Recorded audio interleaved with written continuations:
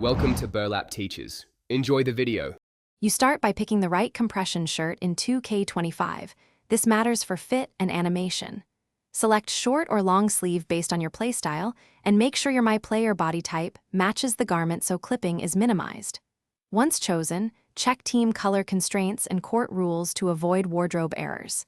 Quick tip: favor default team-approved variants when you plan online play. Now, equip the shirt and move to the customization screen to lock and layer priority and physics settings. You now refine fit and layer settings so the compression shirt sits under the jersey naturally.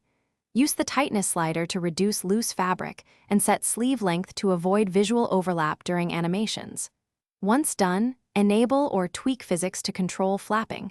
Lower values reduce jitter during fast moves. Make sure to tuck the shirt if the tuck option exists. This prevents popping through the jersey.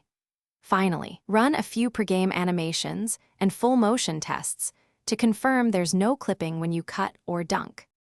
You finish by saving your outfit preset and validating it across modes.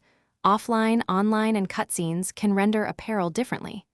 If you see clipping, reduce physics intensity, shorten sleeves, or move the compression shirt lower and layer priority. Each change can fix specific artifacts. Once done, test again with full speed plays. If problems persist, reset to the default outfit and reapply, then capture screenshots and submit a bug report. That single troubleshooting step usually gets you back to clean visuals. Thanks for watching. Consider subscribing if this video helped you.